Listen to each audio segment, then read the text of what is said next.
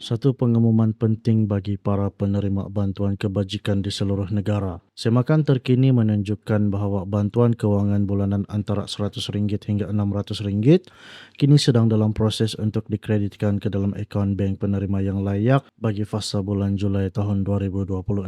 Maklumat daripada sistem e-maklum mengesahkan bahawa dana tersebut kini berada dalam peringkat penyerahan kepada institusi perbankan untuk tindakan susulan. Bagaimanapun, para penerima perlu mengambil maklum bahawa proses ini dilaksanakan secara berperingkat mengikut kawasan. Ini bermakna sesetengah wilayah telah pun memulakan proses transaksi, manakala sebahagian kawasan lagi bakal menyusul dalam masa terdekat. Bantuan yang dimaksudkan ini merupakan bantuan bulanan di bawah seliaan Jabatan Kebajikan Masyarakat atau JKM untuk pembayaran bagi bulan Julai tahun 2026.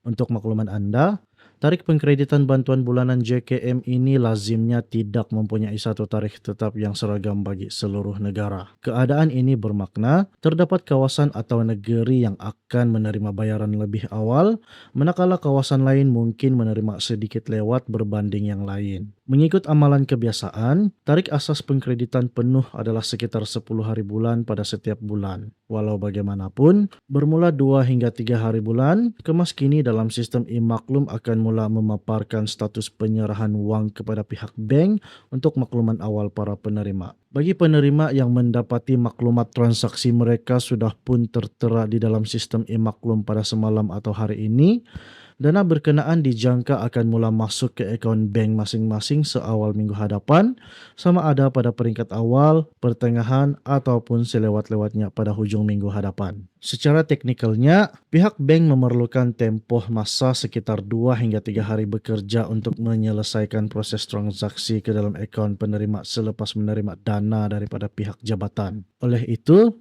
perbezaan tarikh terima di antara satu negeri dengan negeri yang lain merupakan satu perkara biasa dalam mekanisme pembayaran ini. Bagi sesetengah kawasan, proses pengkreditan penuh boleh berlarutan sehingga ke pertengahan maupun ke penghujung bulan Julai. Penyaluran bantuan bulanan JKM ini merangkumi beberapa skim bantuan utama yang disasarkan kepada golongan sasar yang memerlukan, antaranya termasuklah bantuan warga emas, Allowance Pekerja Orang Kurang Upaya atau OKU, bantuan kanak-kanak, bantuan AM negeri, dan juga bantuan AM persekutuan. Bagi mereka yang ingin menyemak senarai lengkap serta perincian setiap bantuan, rujukan lanjut boleh dibuat melalui portal rasmi e-bantuan JKM di alamat e-bantuan.jkm.gov.my atau menerusi laman web utama jkm.gov.my.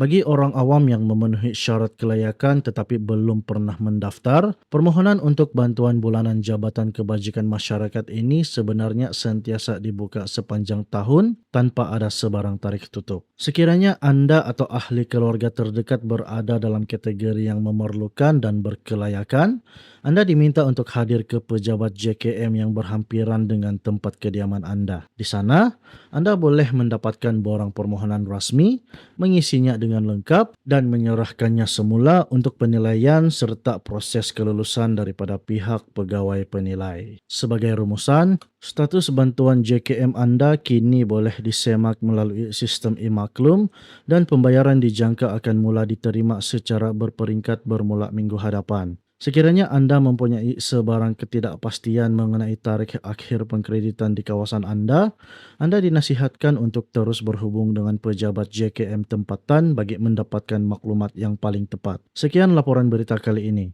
Pastikan anda menekan butang subscribe dan mengaktifkan loceng notifikasi untuk terus menerima perkembangan terkini. Sehingga kita bertemu lagi dalam siaran akan datang. Assalamualaikum.